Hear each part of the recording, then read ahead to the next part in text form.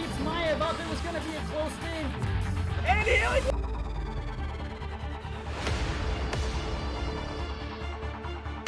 Play of the game from way down. 1, 2, silence. Rainer getting absolutely A team wipe. The living bomb's going. Oh my goodness, the ring. Bombstats Dingo gonna find Rainer.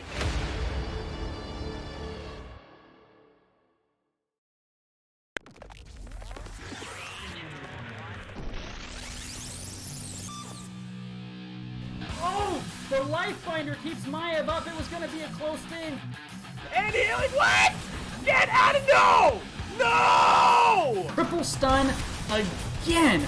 Big flanks coming out from the Blaze. It's a death metal though. Death metal into the double, triple kill.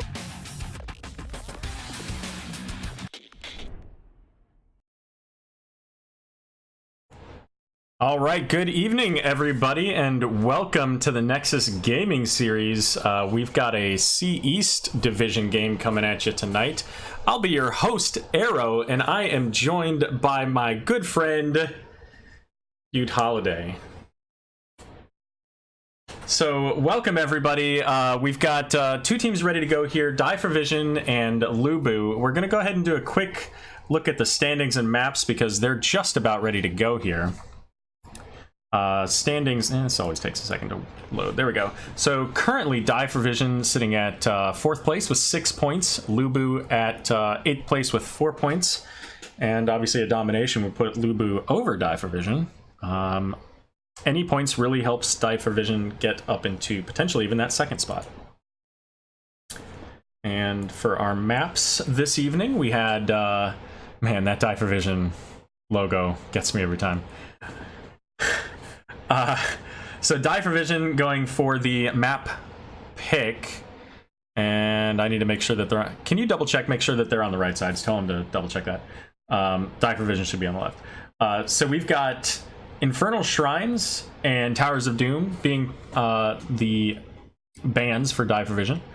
We've got Tomb of the Spider Queen and Volskaya Foundry being banned out for LuBu. And then we do have Battlefield of Eternity being picked, I thought, by Die for Vision. Let me double check that. Nope, I am incorrect. I am incorrect. They did not select BOE. That was actually LuBu that selected BOE, so let me change that color. Bam, done. All right, coming back here. I think we can let them know we're ready. We're ready when we are. So Butte, you've done some scouting of these teams. You did a little bit of research before this evening. What are you looking forward to seeing out of these guys?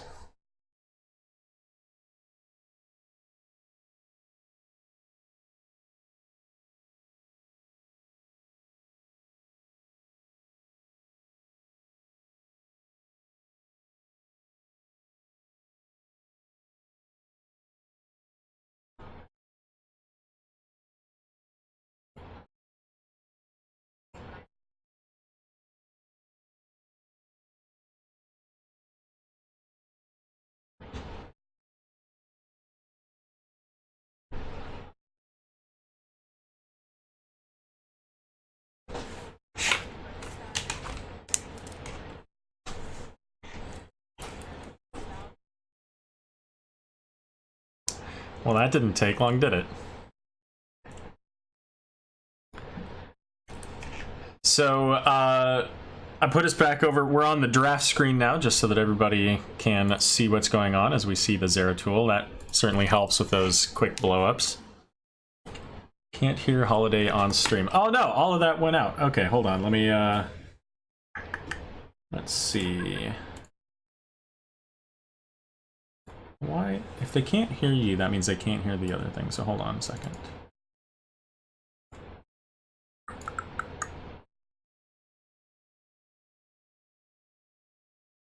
I went to the wrong page. So...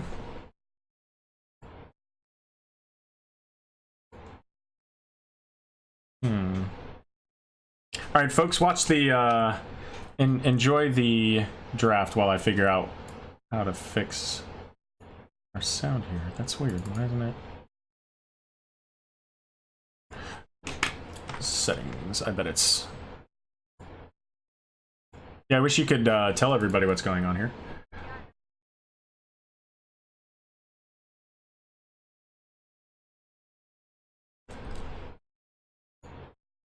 All right, give me 1 second, everybody. I'm gonna have to change to another screen.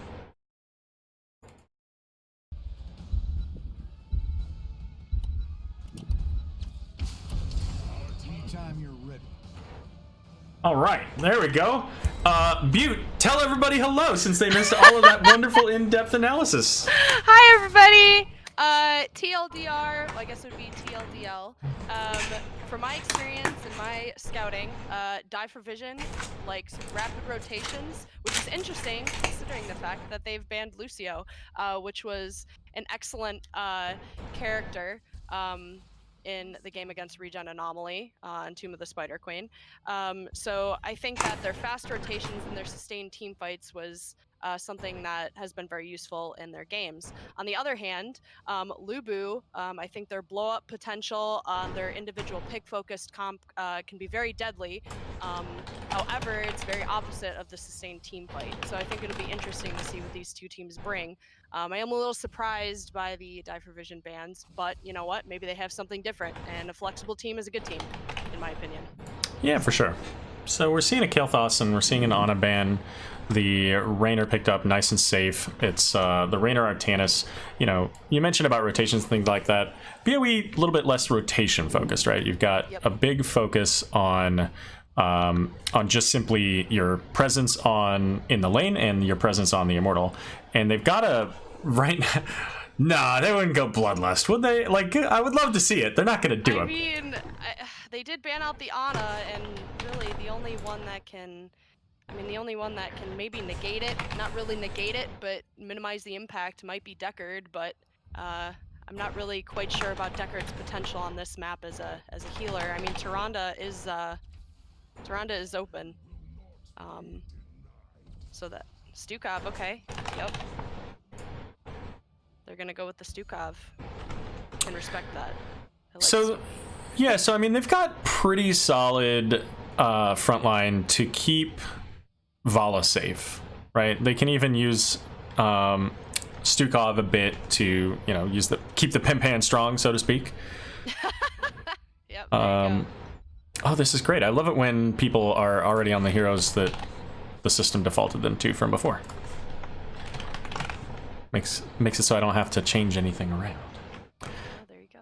But let's see. So, what do you think about these two teams? What do you see out of this? I see a lot of peel potential from both teams, to be honest. I think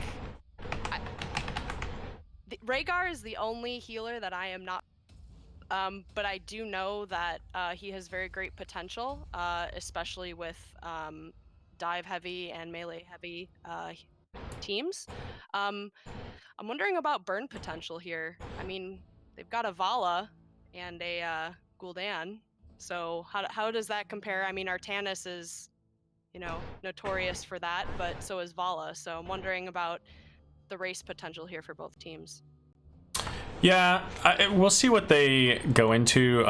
You know, Gul'dan has kind of decent race, like you said, Vala, and Vala just got that upgrade at level 16 now as well. So she's going to have a little bit more value as the game goes on. But here we go, getting into game number 1 on Battlefield of Eternity. Yay. Good luck to both teams. I think this will be a great match. This may be a 3-parter. All right, so for the blue team, Die for Vision, we've got Leonidas on Diablo popping the taunts out here. Sulfide on Vala, Casey on Gul'dan, Shamhat on the Stukov, and Atlas on Rexxar. And you said, wait, that's weird. They swapped. You swapped teams like halfway. All right, and the blue team, we've got Irdak on Raynor, Streakwing on Rhaegar, Macrota on Muradin, Artanis, played by Alan Hicks, and Bandit with the Queen of Ice and Snow, Jaina. Alrighty. And I did say Rexxar, not Rhaegar, right? You did. Okay. But you said blue team, and then it's what the colors are like swapped. So Huh, okay. So just while we have our little mini brawl in the bottom as Leonidas getting just destroyed with this Rainer damage. Rainer, yep, Rainer goes down. Didn't matter. Oh, but the charge in from Diablo, a whole lot of confidence there to just charge into that wall and hope that you don't get punished for it. And Shamhat taking the spine launcher at 1, which is some already all team chat banter going on here. I think the spine launcher is good for potentially securing kills as they retreat, so I think that was a good pick for Stukov there. Yeah, so, and that also kind of helps with the, in a way, the peel to make sure that the Vala is able to get away a little bit easier. And we see that Stukov value just blocking the gate, making everybody concerned about coming through into the silence. Diablo charging in. Easy getaway. Gets, yeah, knocked away by the Rainer, and it is worth noting as Gul'dan is popping up to 12 stacks now on his Echoed Corruption that Urdak is a sub for LuBu here tonight. So a little bit of a different setup for the team. It's interesting. I think when I was scouting out the teams, that LuBu was not hesitant at all to be very aggressive, even by their DPS. Their squishies are very aggressive. So I think that as long as they're able to realize when they need to retreat, I think it might be beneficial to them. But if Die for Vision is able to capitalize, those will be easy picks for them. So interestingly enough, we do see Rainer at level 1 taking Exterminator, so that is going to help them in the race. Provides a little bit less value as opposed to taking the Ace in the Hole to go along with the Jaina slows. And Die for Vision gets their camp done first, and Diablo goes down. I missed that entirely because I was watching the camp. No, that is okay. We had How does that? Oh. Die for Vision waiting to cap that camp. Yeah, both teams electing to do so, and Die for Vision pulled the trigger just a little bit sooner. Diablo without souls, so potentially delaying that tankiness benefit potentially for this team fight. He likely won't have them, but yeah, and still important. Artanis coming up here, keeping the lane clear, and even without him, they do have an early advantage. Vala's not stacked, and they're coming in onto this fight. Jaina caught out by the entire team, gets the swap. Without their tank, too. So now they have to kind of back up, just get a little poke damage out of Rainer as he walks by. Tank still clearing bottom, but we got a camp pushing top, and that's a medium-sized wave, still enough to do some damage. Might get one of the towers up there. Yeah, and Vala over here just going to town, getting that value. Yeah. Interestingly enough, she did not actually take the Q quest, and as I speak, Alan Hicks getting in trouble there with the Diablo charge from Leonidas. But Streakwing's going to get knocked away by the Immortal, and Rexar's going to be the first kill. I think they need to be a little bit more cognizant of the Immortal. You know, we talk about objectives that are that do cause damage and do have stuns, and especially things like on Infernal, you know, that have the potential to snowball a team to win a team fight. So I think that needs to be a consideration for both teams, actually, going into the next fights. Yeah, for sure. So just taking a look at our quests, Echoed Corruption is at 25, Diablo's at 55 souls, 9 globes for Jaina at her level 1, and 9 Stormbolt stacks for Muradin. And Jaina just a little bit over a third of the way done with her Frostbite at level 1. That is an important, both of those are important quests for Jaina. So I think that early aggression is potentially trying to get her those quests done as early as possible. So maybe that early aggression is worth the risk early on. Speaking of that aggression, Rainer and Jaina trying to be up in the front to finish off the Diablo. Muradin with that peel, though, that's yeah. With the stun, that's good. So they're currently, the only camp available on the map is in the bot lane, and LuBu is electing to come down here. as soon as they see this, I feel like, yeah, and they're already kind of looking at this. I was going to say, I feel like Die for Vision comes in and takes this fort. This is significant value for them. That's so much better. Yeah, and they're coming back up. They said, wait, that's not what you're supposed to do. Macrotal jumping out as Diablo flipped him over, but it's 4v2 up here. Counter push bot. I mean, they might with a Jaina and Artanis. Oh, Rexar, Misha, man's best friend. Yeah, getting that bear stun. There you go. Gotta care for Misha. Love the Misha.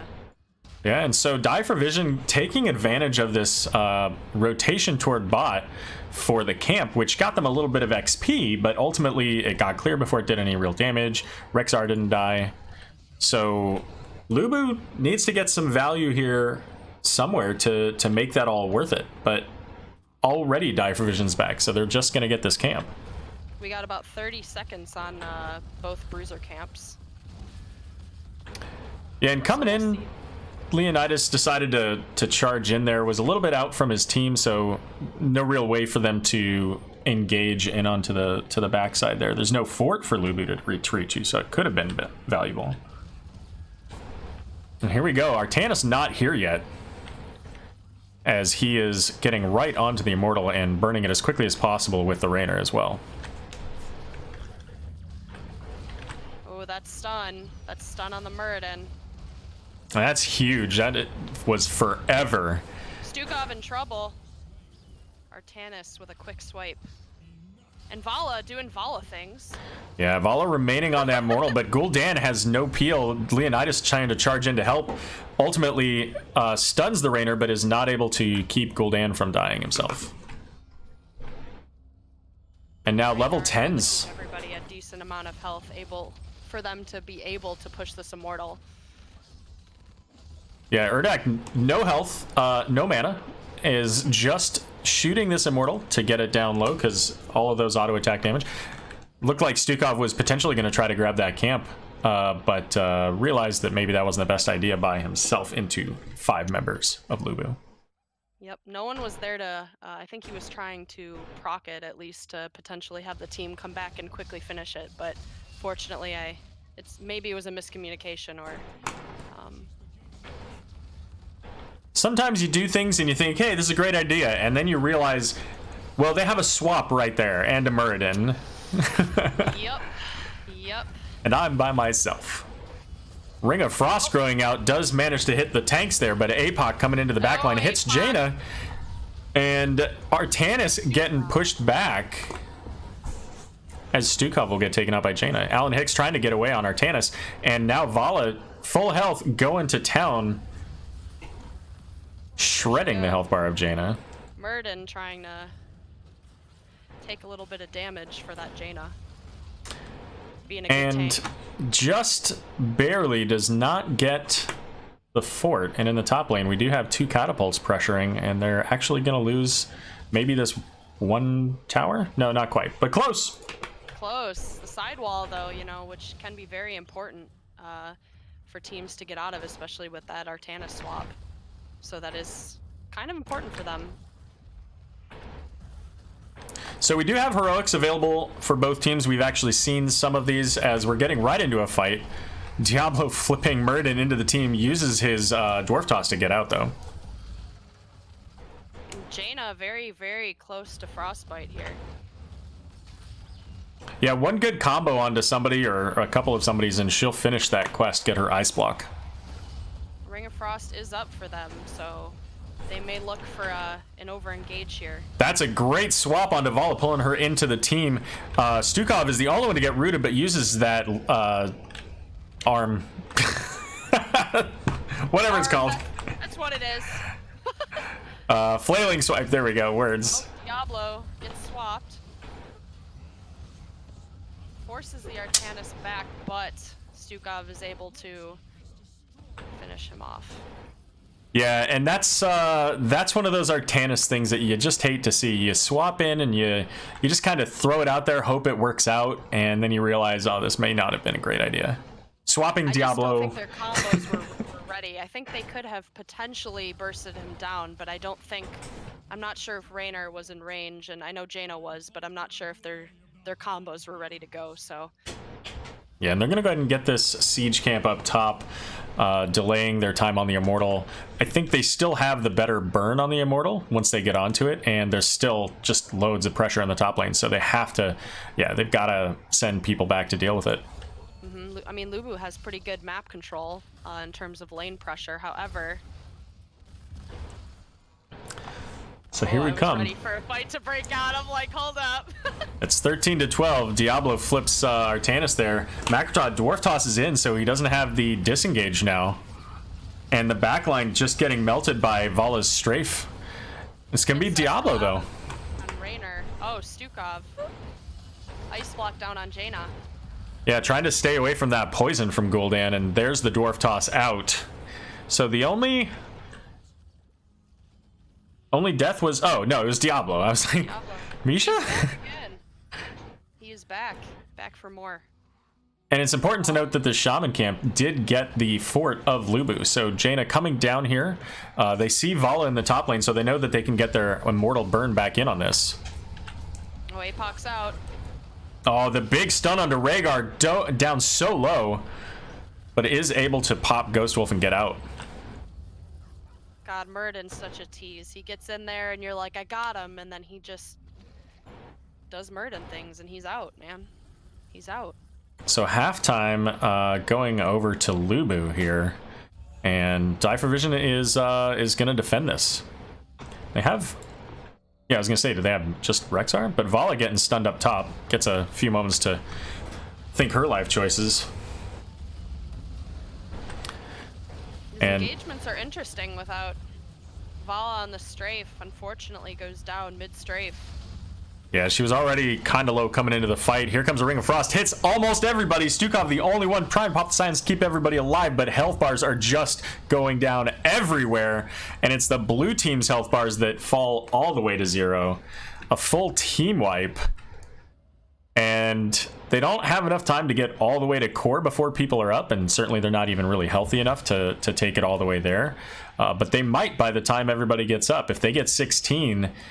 and this Immortal remains healthy, it's almost full of shields, they could very well see a game-ending push here if they can get a kill. I'm usually a very conservative person in terms of core risk, but you know what? I mean, it may happen. 16's a good spike for them at least, and it would be... However, I mean, they do have Vala. Vala's able to burn that pretty quickly. Maybe if they get this Diablo... That's a big kill, but Alan Hicks very low, gets the Ancestral. Misha zoning out the team is getting also very low. The Men Pet not quite enough to keep her alive, as Rhaegar will finish that. The swap trying to catch Stukov, but just misses. This is definitely the keep, and it's still a fairly healthy Immortal. I don't know if it's healthy enough, though. They may be able to get at least some damage on it. Yeah, they do have pretty good burn, and... the Misha, she just respawned! The luckiness of that Misha spawn. That is not fair for animals, man. You guys gotta treat your animals better. Stukov, go out and buy a lottery ticket, because holy cow, that was a dead Stukov if that bear did not show up instantly at that exact moment. But hey, you know what? That's peel for you. That's the importance of peel. Exactly. Do want to shout out to Slexia, showing up with the 69 bits in chat, shouting out for her girl. Oh, BB, love you. I'm assuming that's for you. Yeah, I mean, that would be a very narcissistic assumption, but I'm hoping. We do have LuBu taking both camps, maintaining that map pressure here.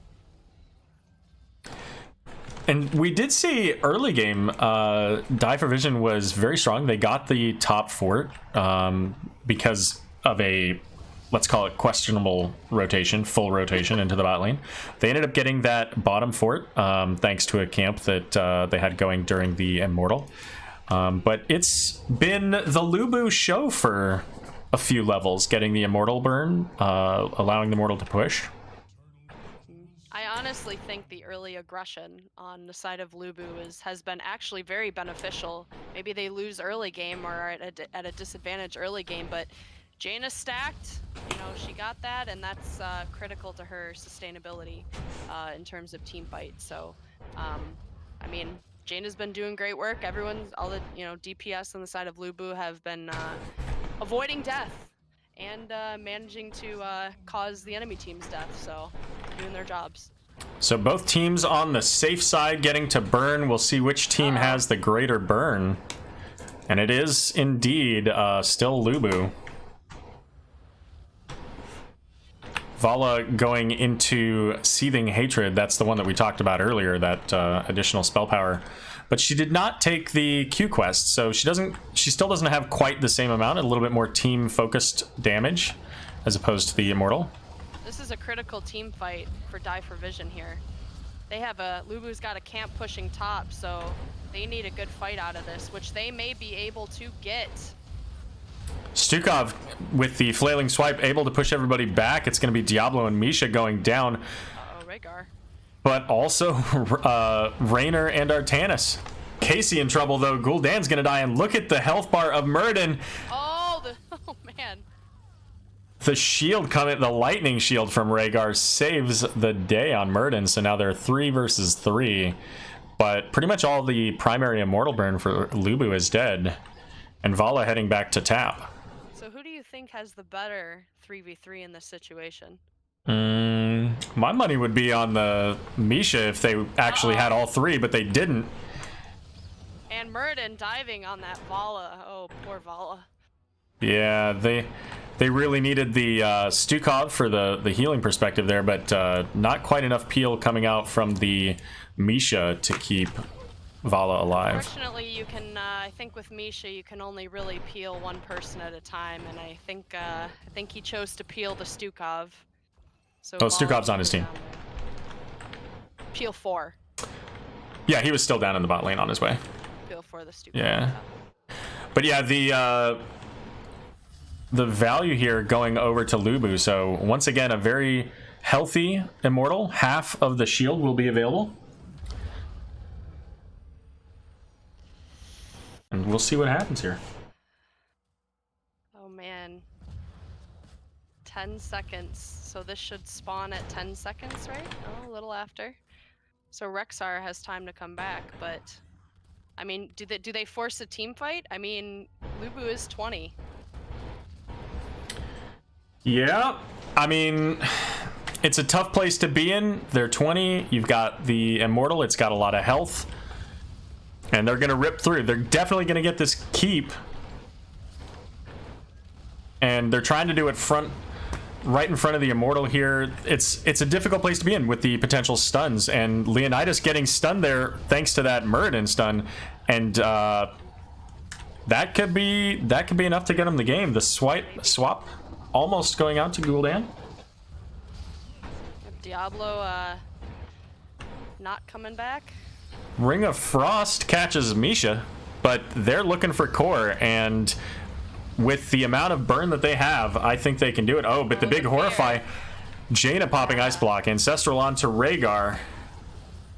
Yep. And there it is, game number 1. There you go. Welcome to the stream, Valcomer. Aw. Aero's your hero. That's awesome, dude. I'm happy for you. Take a look at these stats. So what do you see, based on what you discussed at the beginning that nobody could actually hear?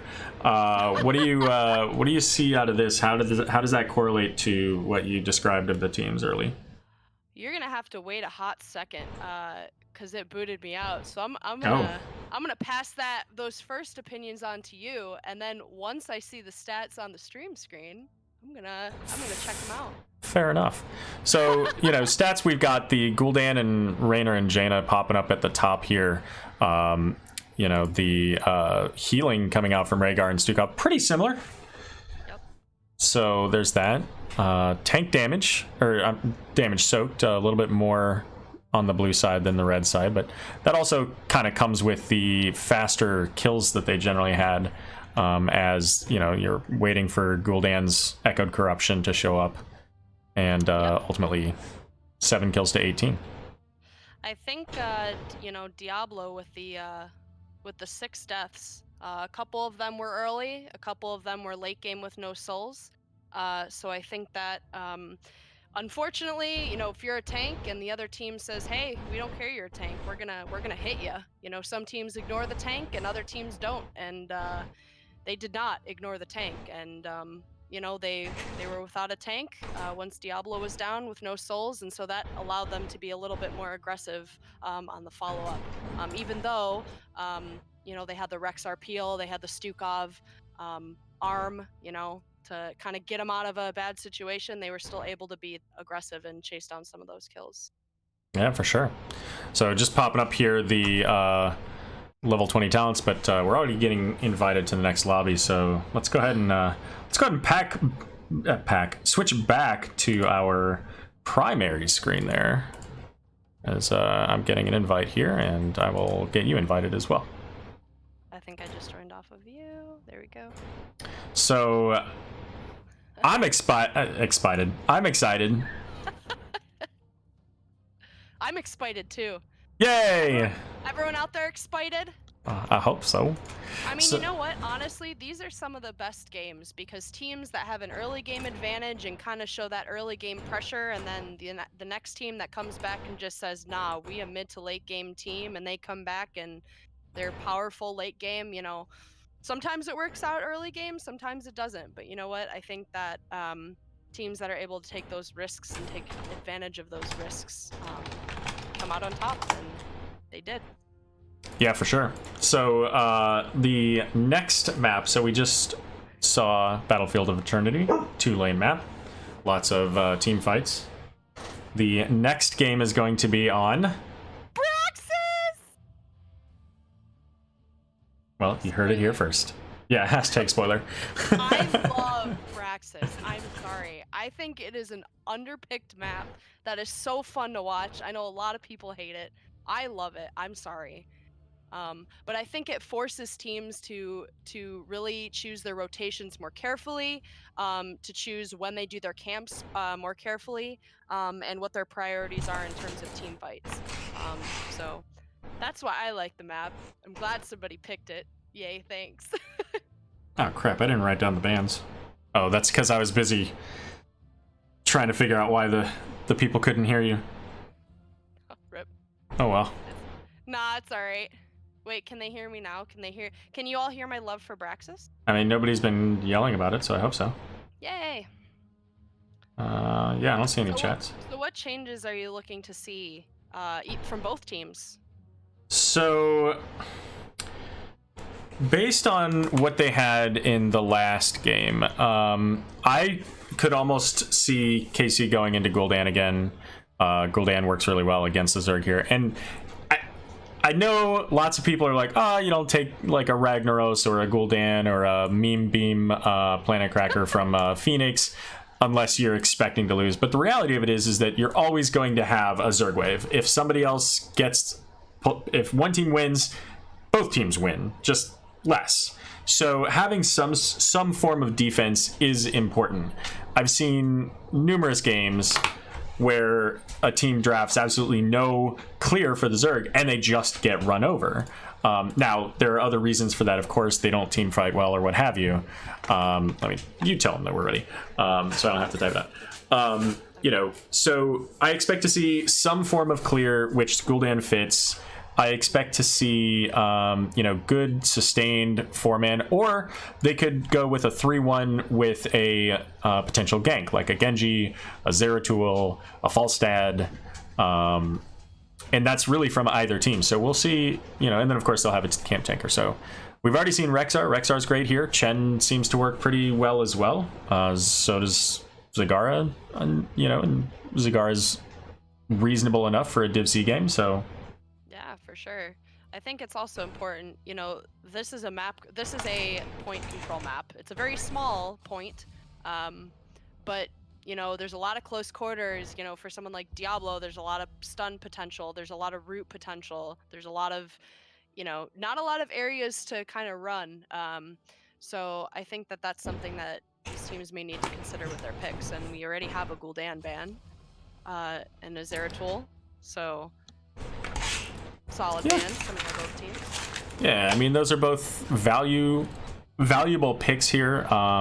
You know, Zeratul a little bit nerfed with the recent patch, but still able to put out significant damage and burst people down, so. And set people up. I mean, Void Prison is one of the best setups in the game, if not the best. Yeah, I mean, in worst case, you know what? It has the potential for peel. I mean, those types of abilities, I think, are very strong. If they have the potential for both, if they have both offensive and defensive potential. And the Lucio ban. You Sorry, hate to Rec, see if you're Lucio. watching. Yeah, right? And an ETC ban, so maybe I feel like they banned, I know they banned Lucio last game. I feel like they may have banned ETC, but I'm not positive of that. Joanna. So Johanna is a staple for many teams in NGS. She allows them to sit on the point as the 4-man, and very difficult to kill, so pretty solid. I think the KT may be an issue. Oh man, close quarters. Oh, and Alan going back with his Dahaka. That is one thing that I noted. He plays a lot of Dahaka. 2-lane maps, doesn't matter. So they're going back to what they know best. And you know what? The Dahaka allows them to do the opposite of what I said, which was the 3-1. This essentially allows them to do a 4-1 with the potential for Dahaka to just zip down, get a gank, and then make his slow way up top when he gets a little bit of pressure up top. But I don't know how Dahaka does into Rexar. I don't know if he's going to win that lane very well or not. Yeah, I'm not so sure. However, I do think that his overall macro potential, I think, may be higher relative to team fighting, or at least joining team fights, being able to maintain that soak, come in late, you know, whenever he needs to do. However, I do love the Rexar peel that we saw last game. Stukov and Jaina switching sides. So again, that gives, you know, the so far LuBu has really good small area zone control with the Kael'thas, with the Stukov. Anub'arak gives a little bit of that. His presence with the dive, with his impale, really allows him to control that area, control that space. And then, of course, having the ability to pop a shield against Jaina is going to be fantastic for him as well. And we'll see how Sulfide's Jaina. Oh, the morales! I'm hoping for medevac, but I doubt it's going to happen. No, I'm just kidding. Zul'jin and morales. Excellent combination. Excellent potential. A lot of damage output and pretty solid heals, you know, not relying on mana, obviously. She's a bundle of energy. Haha. Do you like that? Do you like that play? No, nobody likes that. I thought we agreed. I thought we agreed that I'm the dad joke person here. Funny one. You are, but where are they? Well, And that's the fair. Rainer. That's fair.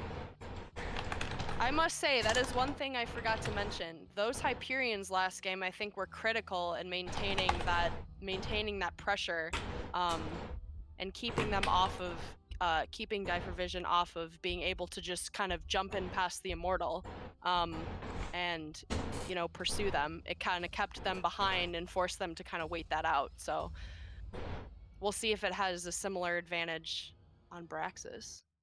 I'm so excited. An interesting stat, just for people watching there. Morales, 3% pick rate in C East, 0% win rate, also a 3% ban rate. So about, you know, one game she was picked, one game she was banned. Interesting that they banned her, because apparently she didn't win. Yeah. But sometimes that hero is still impactful, and you don't want to deal with it in the next game. I mean, do you see another stim target here? Other than Zul'jin? Yeah. No, absolutely not.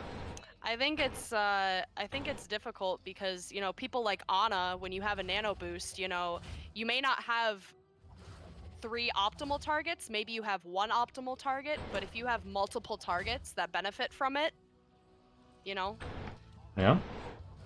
Well, let's go ahead and introduce our teams here. For the blue team, Die for Vision, we've got Leonidas on Johanna, Casey on Zul'jin, Shamhat going to be on Morales, Sulfide on Jaina, and up in the top, Atlas on Rexar.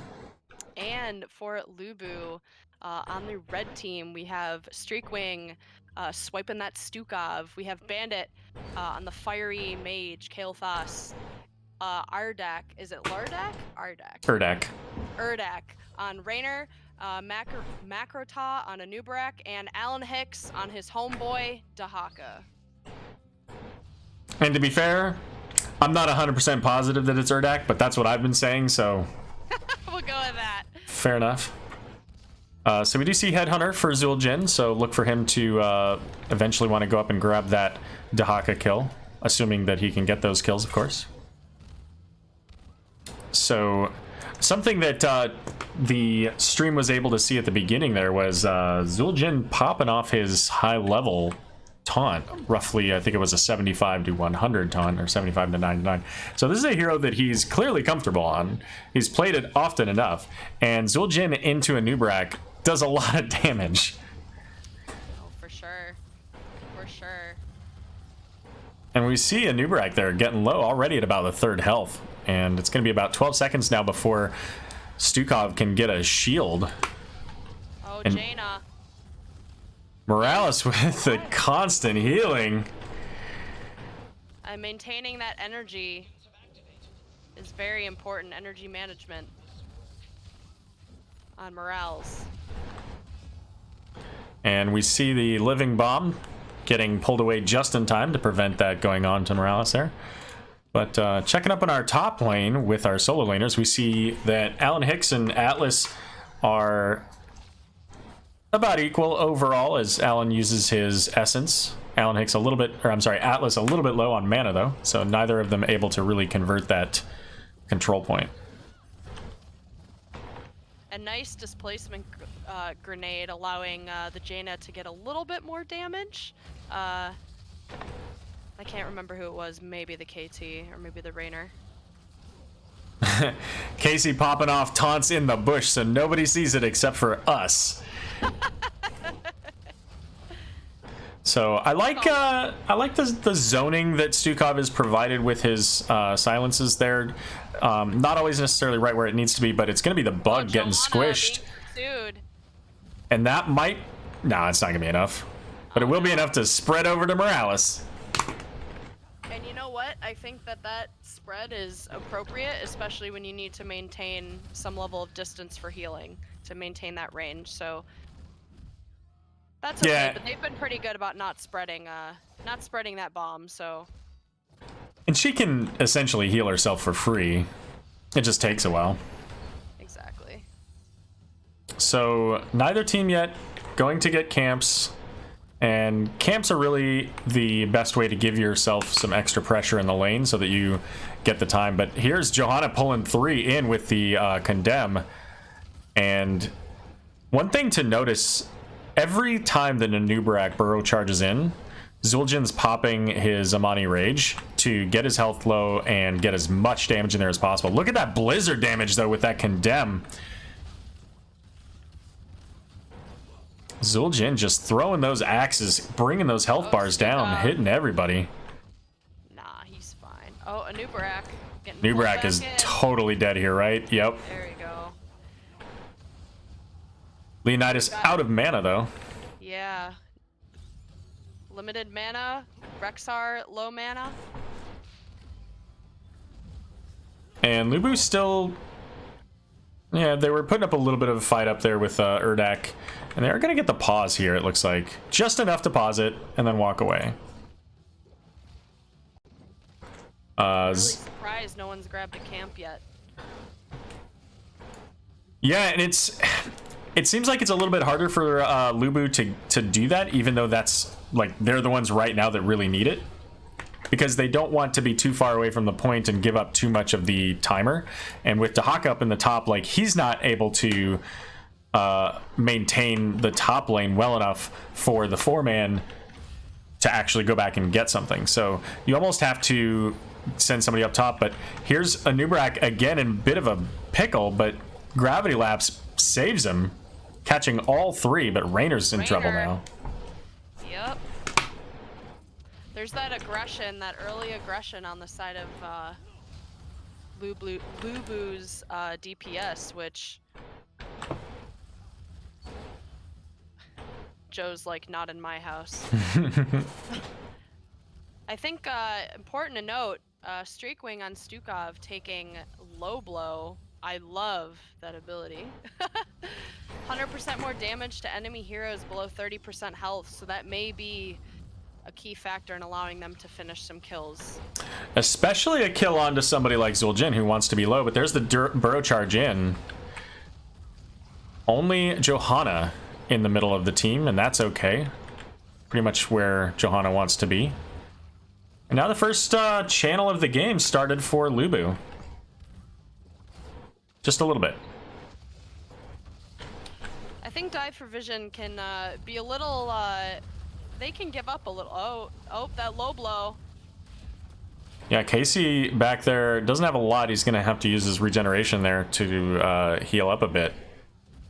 So not a lot of mana for Johanna. Puts her in a bit of a tight spot, but she'll go ahead and tap for exactly that reason. And Rexar up top has been doing a really good job grabbing those regen globes up top. Trying to maintain that, you know, at least a decent amount of mana, and is now tapping, so I don't think he's backed. I don't think either of them, yeah. He's been able to maintain. I think Alan has had a good mana, decent mana pool for the majority of it, but... Looks like calling for assistance down here is, I'm assuming that was Johanna. It was, indeed. And they did get the camp, but up in the top lane, Alan manages to get the tongue onto Atlas, but it doesn't really matter when you've got a bear that can stun you out of it. And Sulfide stepping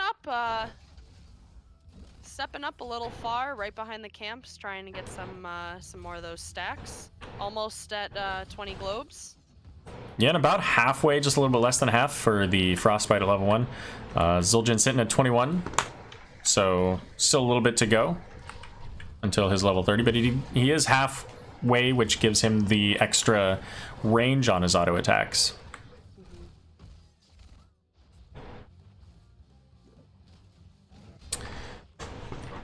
Not a whole lot going on other than level 10's now available for Die for Vision. So we do see that stim drone as well as the guillotine.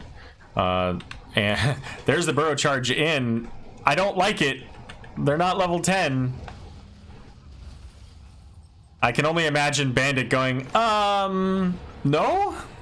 Probably, I'd prefer not. Yeah, there's the Blessed Shield. Does get the Ring of Frost to land onto Anubarak, and it is going to be a dead bug.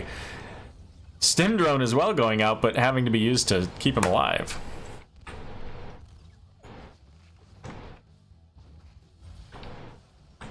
Up in the top lane here, once again, Atlas completely out of mana at this point, and Alan Hicks trying to take advantage of that. And now we get the rotation from Raynor.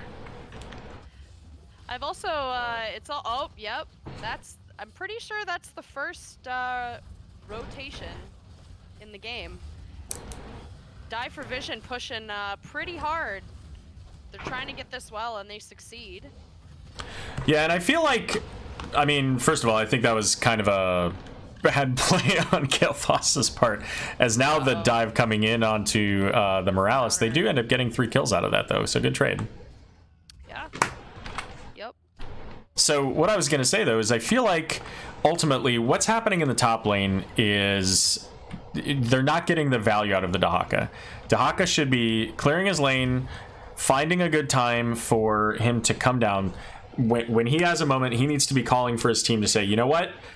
Get some pressure in. Let's make it happen. I'll come from, you know, behind them, below them, above them, whatever. but make the call and then burrow in, get your team to start a fight, and then now you've got an uneven 5 versus 4, and you have your lane pressed out because you're not getting top. And the potential to grab camps. I think it's odd because in previous games and things I've seen of him, he tends to be very map aware is not the right word, but not afraid to, you know, burrow down to go secure a kill or to go help his team in a team fight. So I think it's a little bit odd that he's not. I mean, maybe they haven't been calling for it. Maybe they've told him to stay top and try to. Maybe they were confident in their ability to win bot lane. It's just a little bit surprising based on what I've seen previously of him. Yeah, and they haven't really been yet. As we see, there is a little bit of structure damage on the red side, but there goes the Blessed Shield along with the Ring of Frost coming out now. Guillotine missed everybody, and it's going to be Jaina taking all that damage. Leonidas trying to back away even with Johanna. Pretty deep in each other's back line, pulling back, I think, basically at the same time to go back and help out their squishies. 2 ships passing in the night. Gentleman's agreement not to kill each other. There you go. So there's the Iron Skin. So now Johanna has no unstoppable into a Raynor, Stukov, Kael'thas, and Uberak. They've got a little bit of CC on that enemy team. But they're not taking advantage of it. Once again, like this is like the ideal time for Dahaka to come right down and win this fight for them. I mean, and, you know, LuBu's been pressed, you know, beyond that halfway point, half court, several times beyond the point. Uh-oh, Stukov with the root. Excellent talent to take on Stukov, especially in this matchup with their blow-up potential. And Jaina goes down.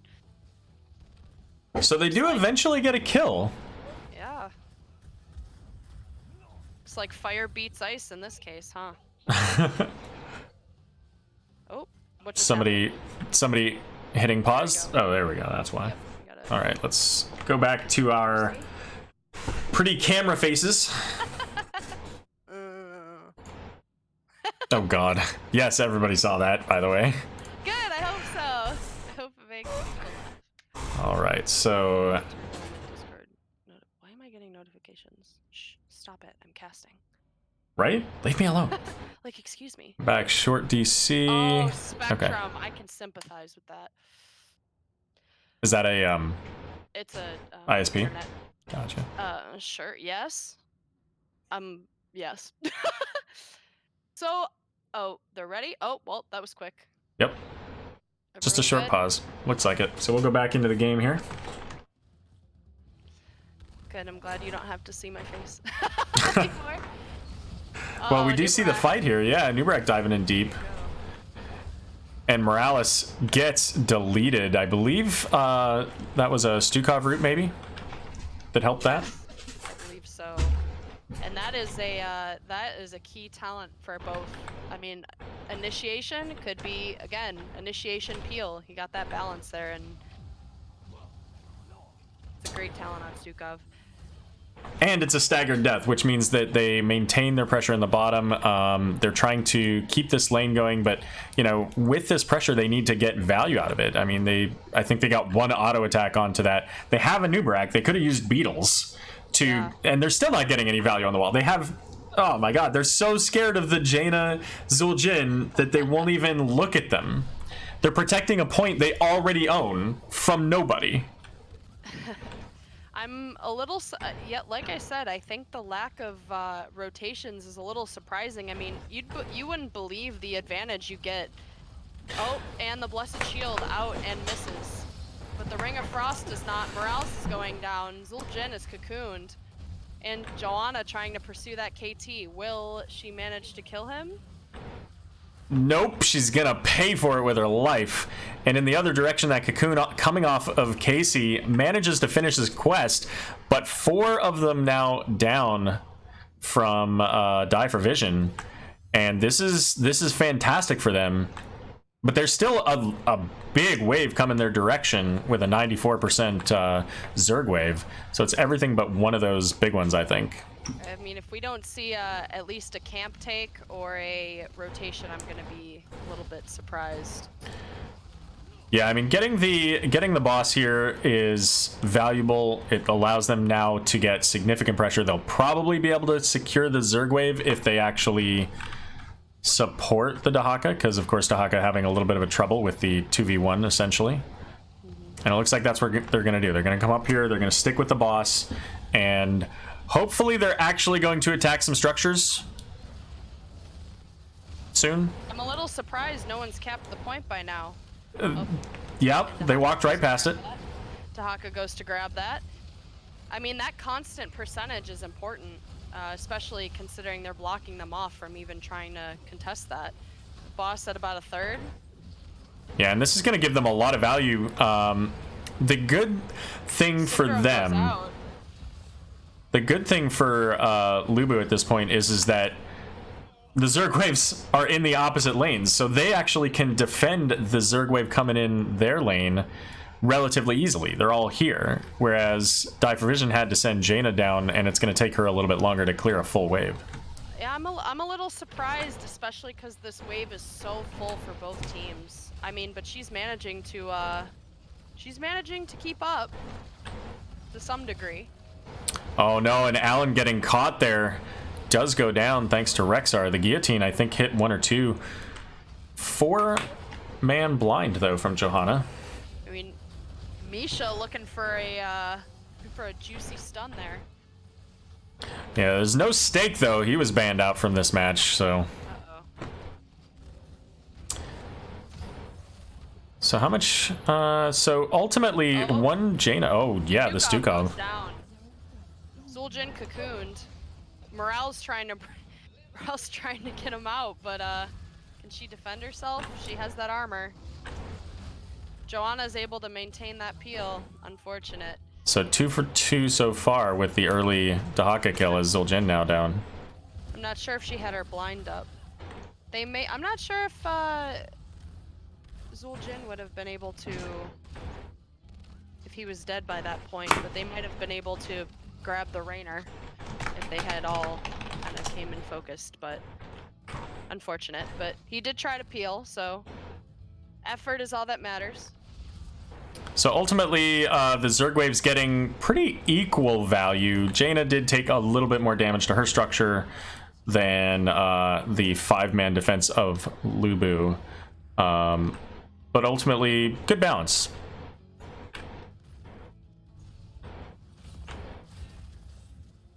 And now we've got camps being taken. LuBu up in the top lane here. Kael'thas trying to run away from those armor-penetrating rounds. And in the bot lane, we've got Division getting their siege camp as well.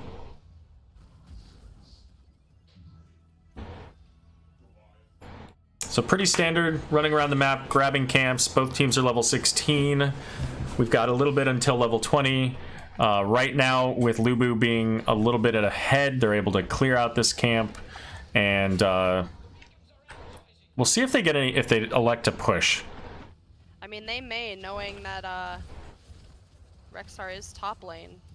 And they do have most of their cooldowns, so they might look to grab a cocoon and go to town. There's the burrow charge in. Gets rooted though. Joanna with the... Oh my goodness. Jaina almost going down from the round coming from Rainer though. Blind manages to hit everybody but the Rainer. And Misha. Ring of Frost out. Stukov's still... Yeah, he's dead. He's gone. He's out of here. He's in trouble. Johanna, I don't think has... Yeah, I don't think she's got Iron Skin. Nowhere close. Very split, so 2 for 1 now. Jaina risking it for the biscuit there. Uh-oh. Walk away, Jaina, walk away. Jaina almost getting caught by the Dahaka, but just enough time, but it's going to be Zul'jin gets tongued. Yeah. They've done a pretty good job of not spreading that bomb, but they've been so in their face, allowing the KT to kind of go to town a little bit on those Qs. Yeah, and because of that delayed fight, that long fight, Die for Vision was able to get this top fort, so that's going to be their first structure down in their favor. And level 20 is available now for LuBu. And LuBu already taking the double cap here, but, you know, quickly shut down 20%. So at this point, they have level 20s. They're clearing a camp. They're soaking lanes. They have a man advantage. There's no Zul'jin. There's literally no threat to you other than potentially a massive ring combo. And they're not doing anything. You force Absolutely. that fight. I mean, boss is up, maybe, which isn't necessarily the best call, but maybe you force them to try to contest you. I mean, now here comes Zul'jin. You know, you've got all of the ultimates about to be for both teams. Uh-oh, Alan. Yeah, trying to force the fight by yourself, probably not a good idea. But, you know, I think that they wasted too much time doing things that they thought were valuable, but at this point in the game, probably not. Now, when you have a man advantage, now when you have a heroic advantage, and and Die for Vision now just letting them playing Ring Around the Rosie here. Absolutely, they are. Just enough. 20. Looking for 20. This next wave, maybe? Because they shouldn't... Uh-oh, they... Scouting the boss. So close. I mean, they're all This is right dangerous. There. Yeah, they're like... all there. They have no towers to fall back to. Oh. The fight you want to take, but not without half of your team. Unfortunate. That was so quite. They knew exactly where at least one person wasn't there. They knew it wasn't Dahaka because he'd already burrowed. And they said, you know what? This is a free Rainer kill. That was exactly what you wanted to not do. This is when you want to be together as a team. You want to say, we're going to go in together. Have your CC chains ready. Have your combos ready. I mean, I don't want to say this is how you lose a game. You know, it's not over. But this is how things snowball. And this, you know... I think Die for Vision has significantly more snowball potential. Well, they are at this point, and especially grabbing this boss now. That gives them a lot of value. It's going into the bot lane. So once again, opposite of the. No, it is not opposite the push. It's actually going to be with the potential Zerg push. So they're going to get some value out of the lane that the Zerg's going into. That's huge for them. Die for Vision opting to start the camp. Jaina finishes it off, and they're opting to go for that double cap right now. I mean, they do have a little bit. They relieved a little bit of the pressure top lane, but I mean, it's still past half court here. But they do have a big bruiser camp going top, so someone's got to deal with that. Yeah. They may go to I like this call. I like this call. As soon as they see somebody top, they say, you know what? We know you're going up there. This is free. Let's take it. And now there's no fort in the bot lane. This is value. Oh. I mean, they may be able to maybe tickle it a little bit, hopefully. They may rotate. I mean, what do you think? Do you if you're LuBu, do you rotate aggressively here? Oh, they're already backing off. Just yeah. kidding. I definitely would have. Yeah, I definitely would have rotated aggressively. You've got the isolation, you've got the cocoon, flailing swipe, even, you know, kind of a poor man's gust play into the walls. So, you know, I think that if Die for Vision waits any later there, they all die if LuBu is a little bit faster. But they did pull back. That's what they should have done. They got a little bit of value. The wall's down. The towers are down. Under half health on both of them. So, you know, even if they just got this amount of Zerg wave, they're in great shape there. I mean, and interestingly, you know, Stukov going with the top off instead of the multiple charge flailing swipe. Which is odd because he tends to be at not so high health, so I'm a little surprised by that call, but... Well, they do get the kill, yeah. Good place to start. The Ring of Frost hits onto Kael'thas, uses that Mana Addict shield.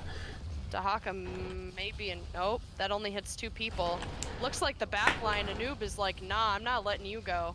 No, he's playing right up in their faces and doing quite a job of keeping the pressure on. Zul'jin, however, gets caught out of the cocoon, and that is a major problem for Die for Vision after all of the momentum they've had for these last really 2 full levels since that 19v20 fight that they took onto Raynor.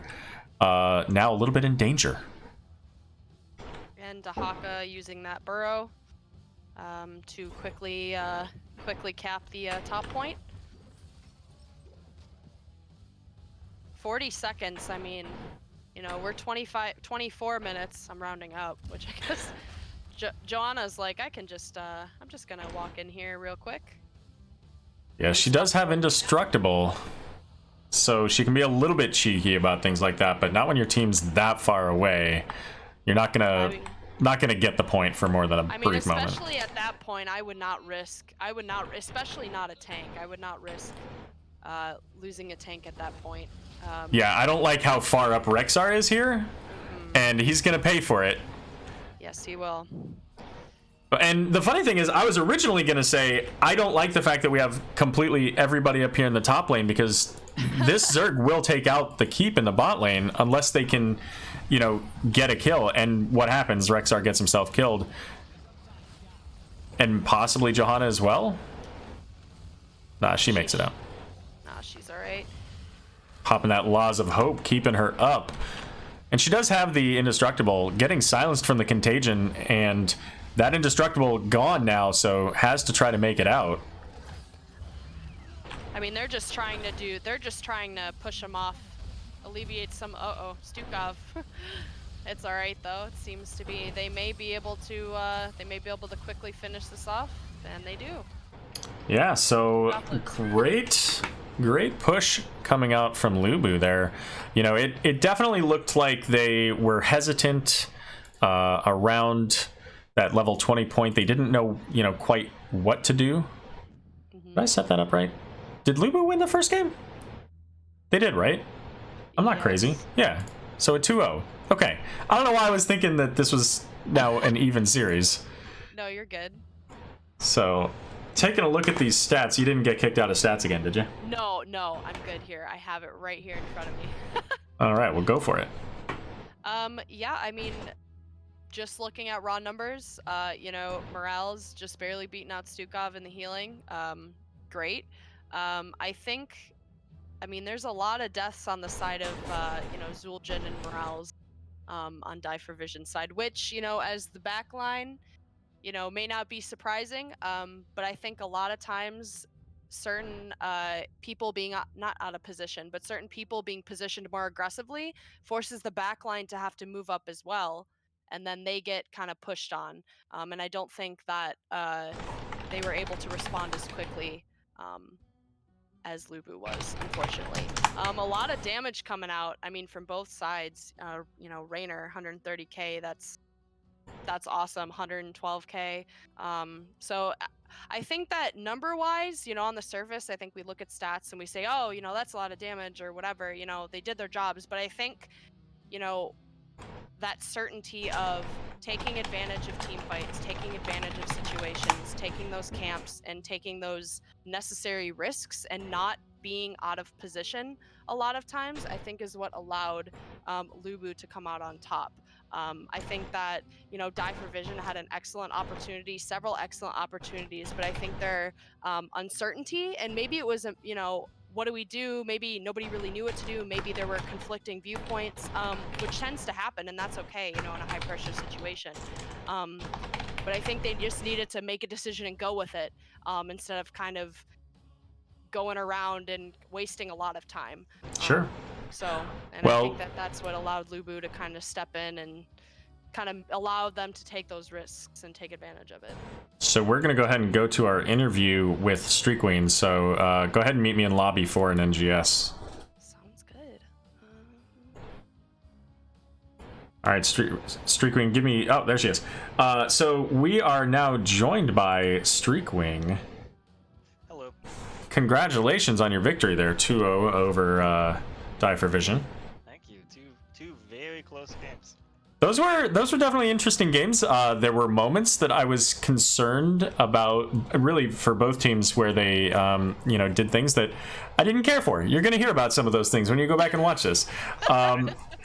So, we didn't care for it too. So.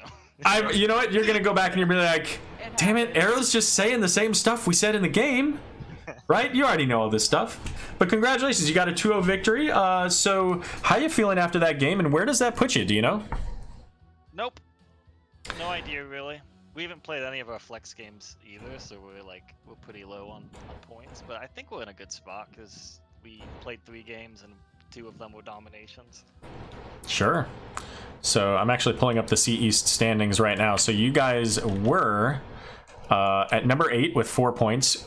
Getting 7 points will actually put you all the way up to 3rd place, behind Duratan's Couch and Bigman Squad.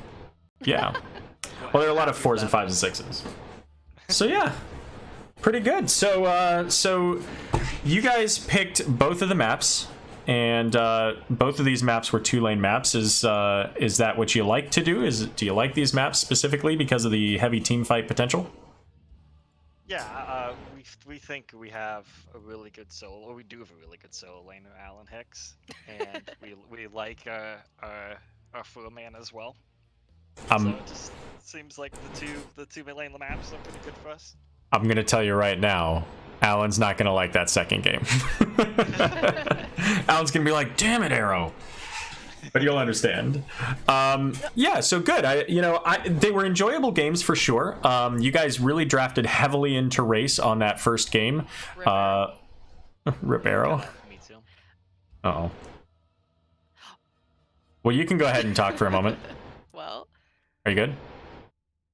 Can you hear me? Yeah, now we can. All right. Cut out for a second.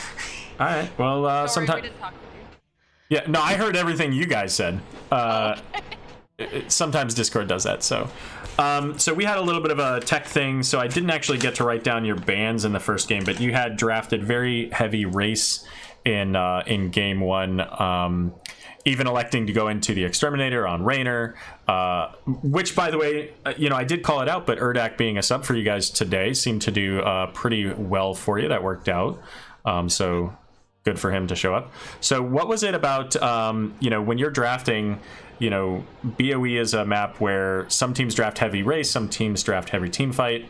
Do you try to focus more on the race just because you can push harder with the Immortal? What's your overall thoughts with that?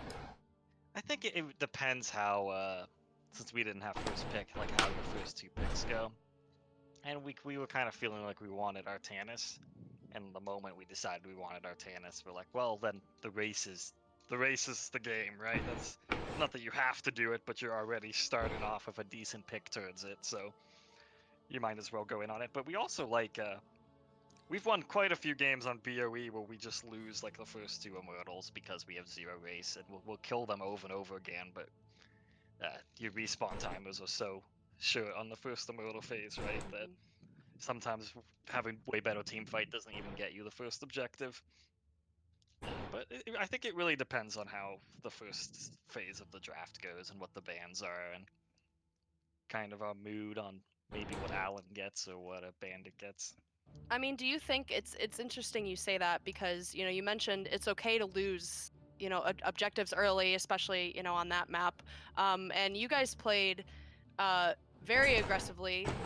Jano was trying to get those stacks very early. It seemed like your DPS were kind of pushing forward a little bit.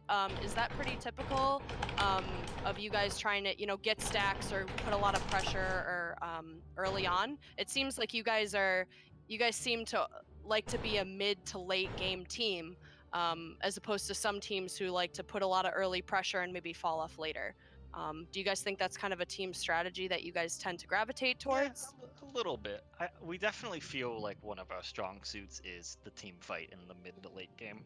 Like if we can get a fight that's even remotely on our terms, we think that's one of the things LuBu does pretty well.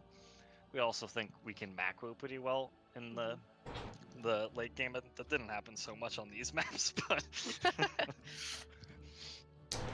spoiler alert, that's a little bit about what I talk about in the stream about Alan. and his contributions to that.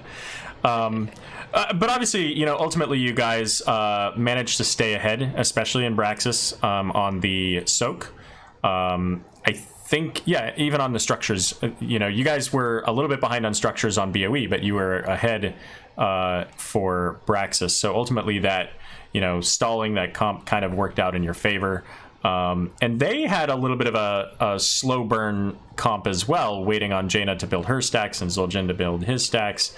A lot of team fights in that second game. So when you guys ultimately, you know, have some kind of lost team fights, how do you come back into those games, knowing, or not those games, but those moments, knowing that you're a little bit behind at times and you just have to go in and do it? Like, what is it that you say as a captain, or somebody else says as the, you know, the team mascot to keep things going? I didn't say any of these games, but I like to say we have makey a mistakey, and we move on. Fair enough. And like the practice game in particular, there was a couple moments where it seemed like it would be hard to stabilize. Like, oh, they're just gonna get boss now, and then they're gonna get point. In particular, that moment we were a little like, ugh. And that fight felt really bad to lose because we were just split all over the place and was clearly just not what we wanted to happen. But we just kind of went, okay, we'll defend boss, and I mean, I don't know where they were because they were in Fog of War, but it felt like either we managed to stabilize in a way that was really well done by us, so maybe they should have capitalized on that better, but I think they got bottom foot and like 40% charge on point, and they like killed 2 or 3 of us at like the 18-minute mark. It just felt like at that point we should have basically lost the game, but somehow we stayed in it, and I don't really know how that happened, honestly. There were I definitely certainly didn't say anything to make it happen. Gotcha. There were definitely moments at the end of that game. I mean, there was a good 20-30 seconds at the end of that game where you guys are 20, they're 19, and you guys are, you know, soaking a lane, and everybody's kind of scattered, and they don't have any Zul'jin, and you don't really get any value. And then that's when Zul'jin comes up, and you guys are like, hey, let's get this camp, and then let's go over there. But the problem is of course, it was only, I think, Raynor and maybe a Nubrak that were, you know, aggressive there, and obviously the Raynor gets caught out. That's what, you know, I think that's kind of one of those points that you were just talking about, where they had the potential to win, but then they throw you the easy softball with the top lane Rexar being a mile from his keep. Like, how much of that do you go into saying, you know what, we have a few moments with an advantage to end this game? And do you care about the Zerg wave that's pushing into your keep that's pretty heavy? Like, what's going through your mind at that point? We had a very brief discussion about like what we were gonna do with this Zerg wave, and then as you said, then we caught Rexar, and then we went, okay, now we're gonna end the game. Sure. Like you said, it definitely made the decision a little bit more clear to us. We almost got the Johanna like immediately after. Right. And I think that really spurred us, like, okay, we're just gonna keep pushing here. And it was so late in the game at that point. I don't know the exact minute mark, but it was several minutes past 20 minutes. Yeah. So we felt like the 100% Zerg wave would finish even if we started dying there at that point. Yeah, quite possibly. Pete, what other questions do you have for Streak? I mean, I just had a healer question. I'm just curious about, it seems like 4 and 7 on Stukov. I mean, 13's pretty typical. I love 1. I think a lot of people opt for Spine Launcher, which is, you know, great. But I think you got some really good value, especially against Zul'jin on that. So I'm just curious as to what you saw on the other team, or at least maybe on your team, that helped you determine what your build was this game. It seemed like the fights were gonna go a little bit longer. And I felt like if especially once 13 hit, if I'm going to try to root someone in silence, that I would really like my trait to come back up at some point in that fight, in case I have to root someone before I've spread Q or something goes terribly wrong. I also think one good spread on 4 is really good on Braxis. Mm-hmm. in particular, because the sustained fight just goes on forever and ever and ever. And if you run into the scenario where you don't have like very good globe control, I find I can run out of mana, especially if you're Mm-hmm. at any point trying to play make with silence or something. Yeah, I never saw your mana go below half. Maybe that was just me missing it, but I felt like you were doing pretty well on mana. Yeah, that was the idea. I was like, I don't want to run out of mana. And that first point was really long too, so maybe I did Yeah. get the value I needed out of it. I don't know. But For sure. Did you consider, I'm curious, did you consider any other healers? Or did any of your, Kael'thas is great, especially with this close-knit quarters on the point. You know, Raynor, Dahaka, you know, being Alan's homeboy. But I'm curious if you guys considered anybody, majorly considered anybody else for your comp. Not really. Oh, the big thing was our tank pick. We haven't run a Nubrak in a while in competitive. And to quote Macrota, I apologize. He said, "I apologize for taking 10 minutes to remember how to play Nubrak." And that is kind of how it felt. We hadn't really played with him in a while, and we talked a little bit about that. But the rest of the picks we felt pretty good about. We wanted wave clear of Kael'thas, and then like you said, Alan wanted Dahaka. And Good deal. Great. Well, I think that's all we've got. So, Streak, if there are any shout-outs you'd like to make or anything you want to say to Twitch chat, your team or your family, friends, by all means, floor is yours. Thanks again for casting. Thanks to Die for Vision for some good games. That's it. Aw. Good games. It was good hots tonight. Not even going to say hi to your team? Nah. I mean, they're in chat. They're right there. Talks to them every day. Yeah, I guess. Fair enough. They know what they did. Oh, actually, I'll give props to sub. That was nice. And for Die for Vision for being accommodating for us doing an off-roster sub tonight. Good deal, yeah. Urdak coming in from Minion Miners to help you guys out. Awesome. Good deal. All right, well, excellent. Thank you very much. And yeah, Murda, so we'll go ahead and flip over and host to Hero Physio, who is just returning to casting. Been a little while since Hero's been casting, so we'll get you going over there. Slixia, thanks again for cheering with the 69 bits. Woo! Always appreciate it. And let's see if I can... Let's see, host. I always forget to do this, so I'm glad Murda mentioned that. Yeah, no, it's all good. Let's see, so we want to host or do we want to raid? We'll host, because we'll be back in a half an hour. Unable to host. Okay, well, we'll do that in a minute. So I think I have to cancel or turn off the stream. So we'll be back in about a half an hour as we get another game, which is going to be